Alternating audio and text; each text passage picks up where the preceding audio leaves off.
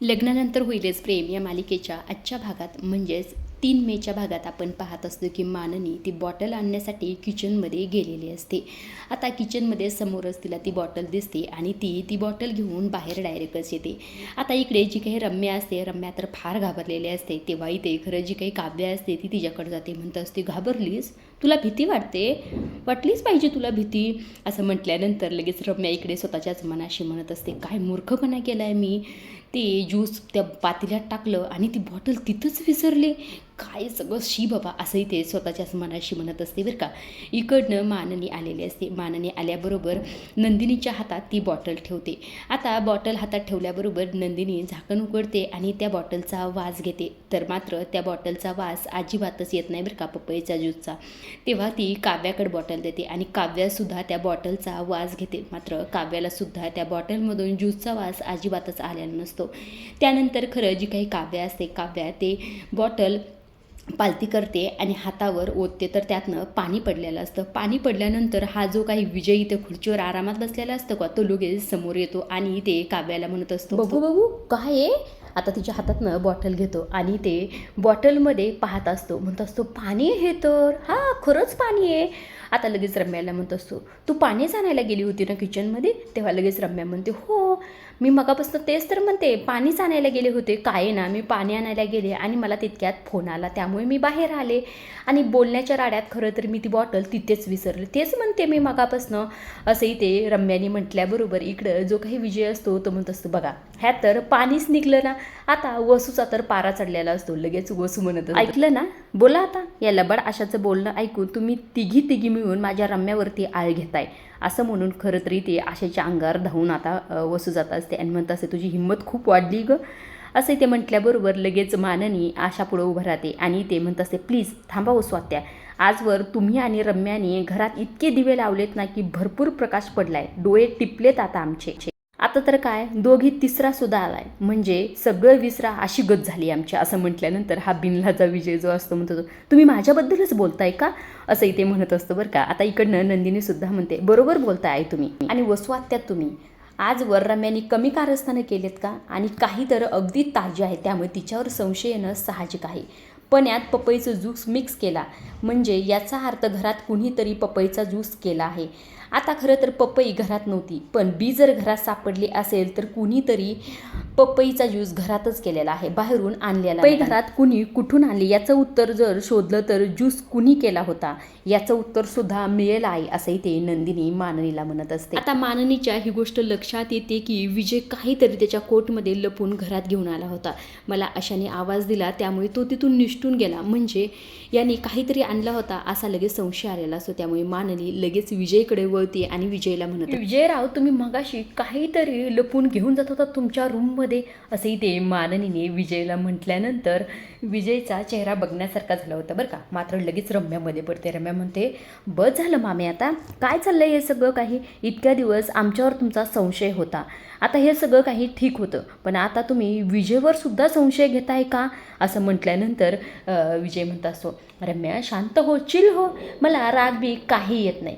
मामी तुम्हाला माझ्यावर संशय ना, तर चला रूम तपासा. आता रम्या आणि माझी एकच रूम आहे आणि असाही तुमचा रम्यावर संशय आहेच ना, तर चला रूम तपासून पहा, म्हणजे तुम्हाला सगळं काही कळेल. असं म्हणून आता इथे माननीला विजय त्यांच्या रूममध्ये घेऊन जातो. रूममध्ये आल्यानंतर खरं माननी शोधाशोध करते बरं का, म्हणजे उशाखाली, त्याचबरोबर बेडमध्ये किंवा कपाटाच्या साईडला, सगळ्या बाजूला माननी शोधत असते. मात्र माननीला इथे काहीही मिळत नाही बरं का. आता विजय तेवढा चालाक आहे म्हटल्यानंतर इथे काही भेटेल असं तर वाटत नाही. आता इथे माननी कपाटासमोर जाऊन उभा राहते. तेव्हा लगेच विजय म्हणतो, थांबा तुम्ही नका काळजी करू, मी आहे ना, असं म्हणून कपाट उघडून दाखवतं. आता कपाटात तर काहीही निघलेलं नसतं. आता विजय इथे वसूला इशारा करून सांगत असतो की सगळं काही डन आहे, तुम्ही काळजी करू नका. आता कपाट उघडून बघितल्यानंतर खरं तरी इथे माननीला कपाटात सुद्धा काही दिसत नाही. पण खरं तरी इथे रम्याच्या कपाटात तिने ते मिक्सर लपून ठेवलेलं आहे, पण ते काय दिसलं नाही बरं का. आता तरी दिसलं नाही, म्हणजे तिने साडी वगैरे त्यावर टाकलेली असेल म्हणून दिसलं नसेल कदाचित. आता इकडे खाली जी काही रम्या असते, रम्या मात्र विचारच करत असते, बाटलीमध्ये खरं ज्यूस होतं, पण मगाशी त्यात कसं काय नाही निघलं, पाणी कसं निघलं, असंही ते रम्या स्वतः स्वतःच्याच मनाशी म्हणत असते. इकडे आशा फार घाबरलेली असते. नंदिनीने तिच्यासाठी पाणी आणलेलं असतं. आशा म्हणत असते, मी खरं सांगते ताई, मी काहीही केलेलं नाही. तेव्हा इथे काव्या म्हणत असते, आम्हाला माहिती आहे तुम्ही काही नाही केलं, घाबरू नका, आम्हाला हेही माहिती आहे की हे सगळं काही कुणी केलेलं आहे, असं म्हणून रम्याकडे पाहत असते. लगेच इथे रम्या म्हणत असते, काव्या कशाला उगाच तनतन करतेस, जरा शांत राहा, तुझ्या पोटात बाळ आहे का नाही, उगाच बाळाला काय व्हायचं, चिडचिड नको करू ग बाई, तू शांत राहत जा. मी हे सगळं काही केलं नाही, ते तर मगाशी सिद्ध झालं, त्या बाटलीमध्ये काय निघलं, पाणी. असं म्हटल्यानंतर नंदिनी म्हणत असते, पाणी तर आता तुझ्या डोळ्यातून येणार आहे, जेव्हा खरं काय ते सगळं काही सिद्ध होईल, खोलीत फक्त पपईचं बी मिळू दे ग, अशी तशी मी तुला सोडणार नाही. असं म्हटल्यानंतर इकडनं काव्यासुद्धा म्हणते, नाही त्या पपईसारखं सोडलं ना तुला रम्या, तर नाव नाही लावणार काव्या पार देशमुख. असं इथे काव्याने अक्षरशः रम्याला धमकावलेलंच असतं. इकडे दुसऱ्या बाजूला माननी शोधाशोध करतच असते, मात्र माननीला इथे काहीही मिळत नाही. मात्र इथे विजयचं लक्ष जातं, फरशीवर एक बी पडले आले. तेव्हा खरं विजय इथे वसूला इशाऱ्याने सांगतो की तिथे बी पडली. तेव्हा इथे वसू म्हणतात, थांबा मी काहीतरी करते. असं म्हणून वसू त्या बीकडे जाते आणि त्याच्यावर उभा राहते. आता ती चप्पलला चिकटलेली असते बरं का. आता ह्यांचे इशारे सुरू असतात. तेव्हा माननीचं लक्ष येतं. माननी म्हणते, काय चाललं, इशारे असं काय करताय तुम्ही. तेव्हा इथे विजय म्हणतो, काय इशारे, तू काय रम्या आहे का इशारे करायला, असंही ते विजय खरं खुन्नसवनीच म्हणत असतं बरं का. इकडे लगेच आता विजय माननीला म्हणत असतो, काय झालं, मिळालं का तुम्हाला आमच्या रूममध्ये. नाही ना मिळालं काही. अहो नाहीच मिळणार, नाहीच काही आमच्या रूममध्ये. बरं चला आई, आता आशाची सुद्धा रूमची झडती झालीच पाहिजे, आमच्या झाली ना तशी अगदी आशाच्या सुद्धा रूमची झालीच पाहिजे. असं म्हटल्यानंतर वसू म्हणत असते, हो तिच्या रूमची तर आता झडती घेतलीच. लगेच माननी म्हणत असते, त्याची काही गरज नाही. तेव्हा लगेच वसू म्हणते, का, तिची आबरू आमच्या आबरूपेक्षा जास्त मोठी आहे का माननी, साधी मोलकरीने ती, आणि मान मात्र मालकीनेपेक्षा जास्त तुझी फूस आहे माननी, फक्त तिला कळते का तुला. असं म्हटल्यानंतर लगेच माननी म्हणत असते, वसूताई प्लीज, आता प्रश्न कशाचा आहे, माझ्या सुनाच्या आयुष्याचा, त्यांच्या तब्येतीचा, त्यांच्या बाळाचा. असं म्हटल्यानंतर लगेच विजय म्हणत असते, अरे म्हणूनच म्हणतोय चौकशी तर नीट झालीच पाहिजे. तेव्हा वसू म्हणते, हो झालीच पाहिजे. तेव्हा लगेच विजय म्हणतो, आणि आमच्या तब्येतीचं काय, तुमच्या म्हणण्याप्रमाणे त्या दिवशी आशाने सडलेल्या कलिंगडचा आम्हाला ज्यूस पाजला, आम्ही काही इशू केला का, आमची पोटं बिघडली असते, आमची तब्येत बिघडली असते तर चाललं असतं का. आता आमच्या पोटाने बाळ नाही म्हणून आम्हाला काही खाऊ घातलं तर चालेल का, असं नाही, काही चालणार नाही. आता तिच्या रूमची सुद्धा झडती घेतलीच पाहिजे, आमच्या रूमची घेतली ना तुम्ही, बरोबर का नाही. तेव्हा इकडनं वसूसुद्धा म्हणते, हो बरोबर आहे, तिच्या रूमची झडती झालीच पाहिजे.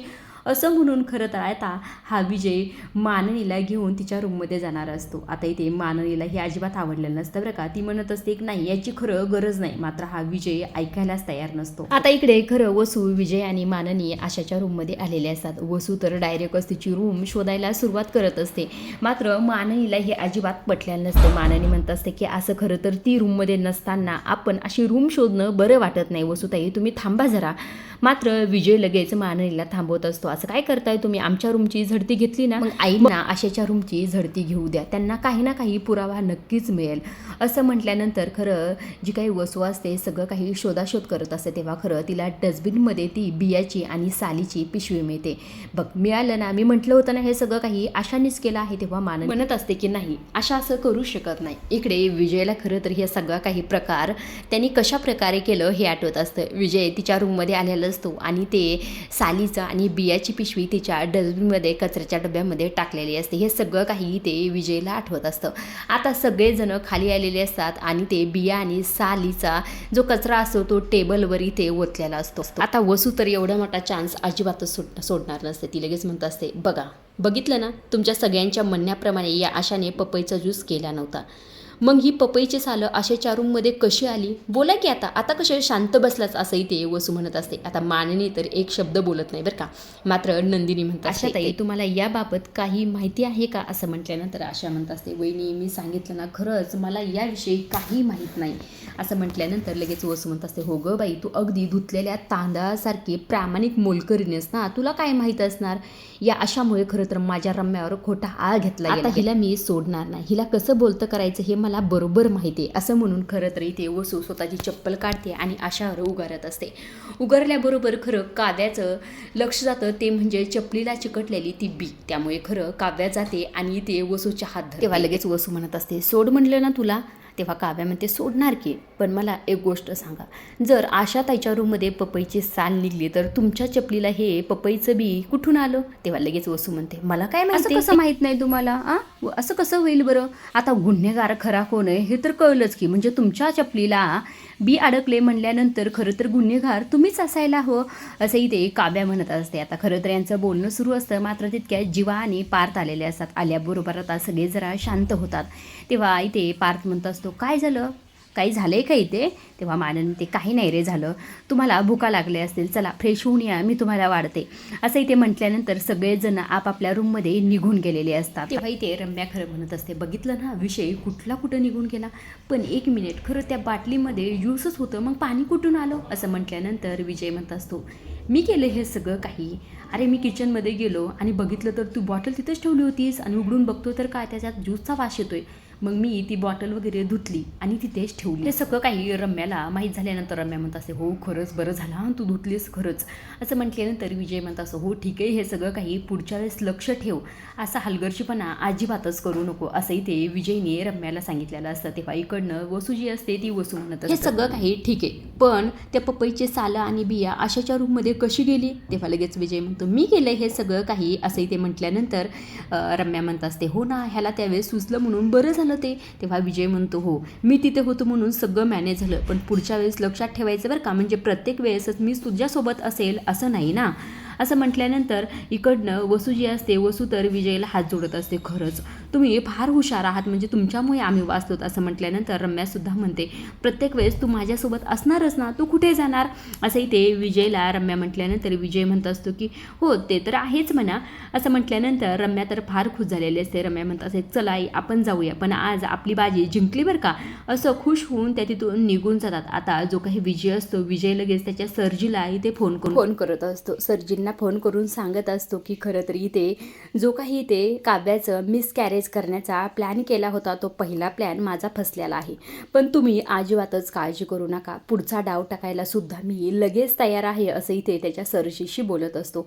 आता हा विजय नेमकं कोण आहे आणि कुणाच्या म्हणण्याप्रमाणे हे सगळं काही करतोय हा फार मोठा सस्पेन्स आहे.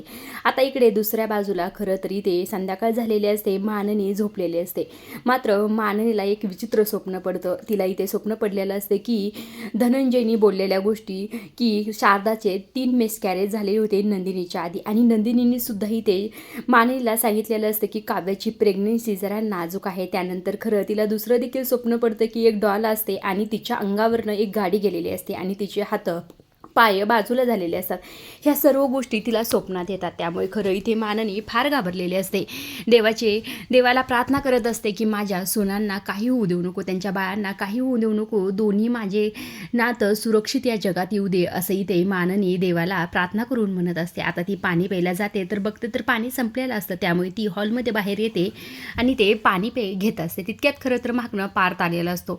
पार्थ माननीच्या खांद्यावर हात ठेवतो. माननी फार घाबरलेली असते. अरे असं काय करतोस रे, असं अचानक येतं का कुणी? काय झालं आई, एवढी कशाला घाबरलीस तू, आणि मीच येणार आहे, एवढं कशाला घाबरतेस, असं म्हटल्यानंतर माननी म्हणत असते काय आहे ना पार्थ, खरं तर जेव्हापासून धनंजय घरी आलेत का तेव्हापासून त्यांची मिसकॅरेजची हिस्ट्री ऐकल्यापासून मी फार टेन्शनमध्ये आले. त्यानंतर खरं नंदिनीसुद्धा म्हणले की काव्याची प्रेग्नन्सी जरा, असं म्हटल्यानंतर पार्थ म्हणत असतो की नाजूक आहे हे मला माहिती आहे आणि तू किती घाबरलीस, बस बरं इथे, असं म्हणून माननीला खाली बसवतो. तेव्हा खरं माननी म्हणत असते तुला सुद्धा या सर्व गोष्टीची भीती वाटत असेल ना रे? तेव्हा पार्थ म्हणतो म्हणजे भीती वाटते बरं का, पण काव्या मला म्हटलंय की असा विचार आपण अजिबातच करायला नको, आपण सगळं काही चांगलंच होणार आहे असाच विचार करूया, असंही ते काव्या म्हणतात. त्यामुळे मला सुद्धा सगळ्या गोष्टी चांगल्या होतील असंच वाटतंय. त्यामुळे आई तू नको काळजी करू, आपण सगळ्या गोष्टीची काळजी घेऊया ना काव्याची, असंही ते पार्थ माननीला म्हणत असतो. तेव्हा माननीला थोडं बरं वाटलेलं असतं. आता इथे पार्थ असा देखील म्हणतो तुला माहिती आहे काही, आमच्या ऑफिसमध्ये रोहित आहे का, त्याची बायको सुद्धा प्रेग्नेंट आहे. तेव्हा मानन म्हणते अरे वा मस्तच. पण विशेष गोष्ट म्हणजे त्याच्या सासूने त्याला ट्रेनिंग म्हणून घरात एक बाहुली आणली आणि तिला डायपर कसं बदलायचं, ड्रेस कसा घालायचा, किंवा तिला मानेखाली हात घालून कसं पकडायचं, ह्या सगळ्या गोष्टीचं ट्रेनिंग मिळावं म्हणून एक काम करूया, आपण पण एक बाहुली घेऊन या, म्हणजे आपल्या सगळ्यांची सुद्धा ट्रेनिंग छान होईल, असं म्हटल्यानंतर माननीला खरं आठवतं तिचं स्वप्न. तेव्हा खरं माननी फार चिडते. पार तुला सांगितलंय ना, जोपर्यंत बाळ या जगात येत नाही तोपर्यंत आपल्या घरात एकही वस्तू नाही आली पाहिजे. पार्थ ऐकतोस का माझं, माझ्यापासून एकही गोष्टीला पोहायची नाही बरं का, मला सगळ्या गोष्टी विचारायचा. आणि तो जीवासुद्धा पाळणा घरात घेऊन आला. त्याला सांगितलं मी, तो पाळणा आत्ताच्या आत्ता वापस देऊन ये. तेव्हा इथे पार्थ विचार करतो, ते टी शर्ट आणि शूज आणलेलं आईला कळलं तर माझं काही खरं नाही. आता माननी म्हणते, काय झालं, काय विचार करतोस, काही लपवत तर नाहीस ना माझ्यापासनं. तेव्हा पार्थ म्हणतो, नाही माते, कळलं मला सगळ्या गोष्टी, आणि नाही लपवत तुझ्यापासनं काही. आता इथे माननी देवाला प्रार्थना करत असते की माझ्या सुनांना काही होऊ देऊ नको आणि त्यांच्या बाळांना सुद्धा. आता इथे दोघेही झोपायला गेलेले असतात. दुसऱ्या बाजूला सकाळ झालेली असते. काव्या पारची वाट पाहत असते क्लासला जाण्यासाठी. तितक्यात खरं विजय आलेलं असतं. विजय आल्याबरोबर म्हणत असतो, गुड मॉर्निंग काव्या मॅडम. काय बॅग बीग वगैरे भरून कुठे निघालात? म्हणजे मला आणि रम्याला घाबरून घर सोडायचा तर विचार नाही ना? तेव्हा लगेच काव्या म्हणत असते, काय ना विजयराव, जंगलातली वाघीण उंदराला कधी घाबरत नसते. काय ना विजयराव, मी प्रचंड स्वाभिमानी आहे. घर जावाई होऊन सासरी राहून फुकटची भाकर तोडायला मला जमणार नाही. मला IAS व्हायचे आणि मला आईसुद्धा व्हायचं. यामुळे मला अभ्यास करावा लागेल. काय ना मला स्वतःच्या पायावर उभं राहायचं आहे. रम्यासारखं पाय तोडून नाही घ्यायचं मला. आणि एक गंमत सांगू का विजयराव, खरं तर मी एके दिवशी रम्याला असंच म्हटलं होतं की पार्थपासनं आणि माझ्या बाळापासनं लांब राहायचं, नाहीतर तुझं तंगडं हातात तोडून देईल. बघा ना, माझ्या बोलल्याने तंगडं तुटलं. काय कमाल आहे ना विजयराव, आहे का नाही? आणि मला रम्याची फार काळजी बरं का. म्हणजे तिला मनात असं काव्या विचारत होती, कशी आहे ती असं म्हटल्यानंतर लगेच विजय म्हणतो, हो ती बरी आणि सांगेल बरं का तिला, असं म्हणून विजय तिथून निघून जातो. काव्याने बरोबर इथे विजयची नांगी ठेचलेली असते. आजच्या पुरतं एवढंच. अशा डेली मालिकेच्या अपडेट जर जाणून घ्यायला आवडत असतील तर आपल्या चॅनलला जरूर सबस्क्राईब करा आणि तोपर्यंत पाहत राहा. लग्नानंतर होईलच प्रेम.